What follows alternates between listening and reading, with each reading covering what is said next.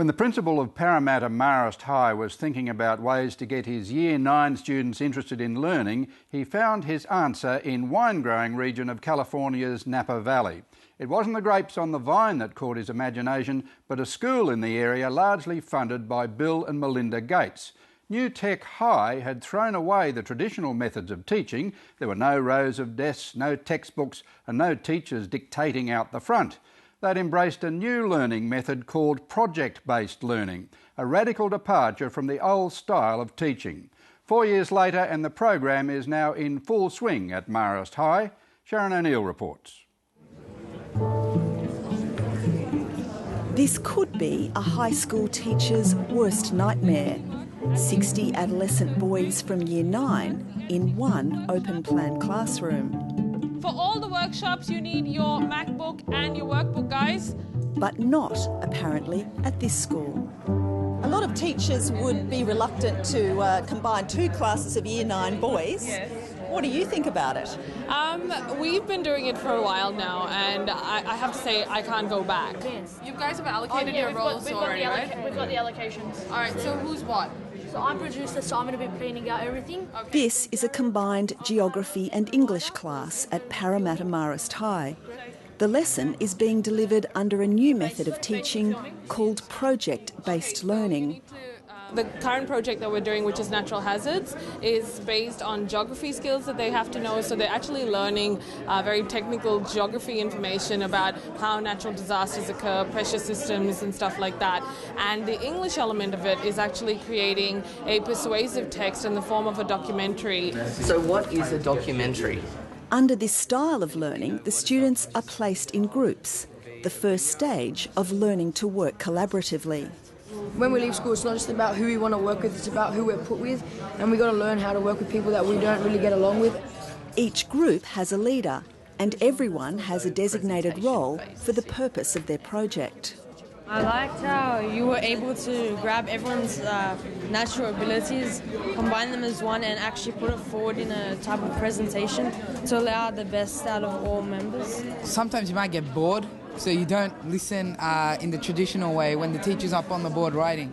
With this, you tend to get more information in because you need to put it in towards your project. If you don't have the information, you can't do the project. Students in Year 9, particularly after 2 years in a high school, get a bit bored. They can't see any purpose of what they're doing in a lot of the subjects and the way it's being taught. They're made to sit in straight rows, silently. There's no engagement between them and the teacher. It's all teacher-centred approach. I thought, what could we do to make the students interested? The New Tech Network is transforming education by integrating technology with teaching and learning. It was during a visit to a high school in Napa, California, that brother Pat Howlett discovered the answer he was looking for. And I went to a school there that Bill Gates had put a lot of money into, and I found it a most engaging, interesting environment. It had the feel of a workplace. It wasn't the traditional classroom walls. It was all open. The students work well together. They work well with their teachers. I thought, if we could replicate this model. So I was thinking for mine, we can maybe do something that they can relate to. After lengthy discussions with his staff and the parent community, the model of project-based learning was introduced for Years 9 and 10. The way the system is set up in project-based learning is that you're team teachers, everything doesn't depend on you. And because there's so much self-directed learning, as you can see from what the kids have been doing in this lesson, they are leading tutorials. So it's really about sharing the space. And there are challenges with that. When we first started, it's really difficult to hold back. So even when we go into workshops now, the kids will be teaching and there's a temptation to take over, but the kids remind us, Miss, I'm leading the workshop, you know. So it's a system that grows over time and it's great. You can crop the image. The aim of project-based learning is to develop skills that go beyond good academic outcomes. The use of new technology plays a critical role. I believe that the 20th century learning model has to change. That is finished. That's not preparing them for the future.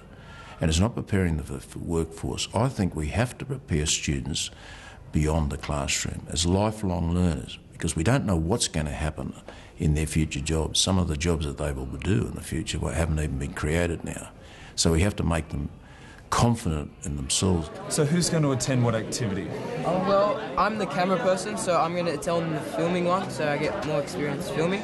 As a first year teacher, the thing that's exciting for me is that although we talk about the boys being engaged with their learning, I'm finding myself engaged with the process of teaching. So I think the exciting thing is it's dynamic for the boys.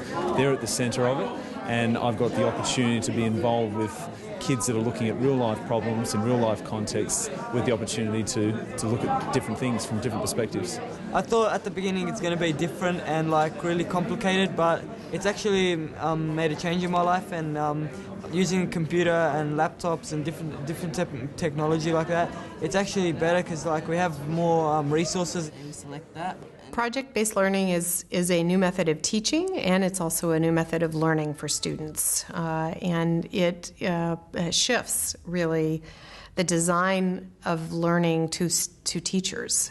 So rather than relying on textbooks, it requires teachers to know how to design projects that meet standards, whether those are state or national standards, and really provide a very different learning experience for students.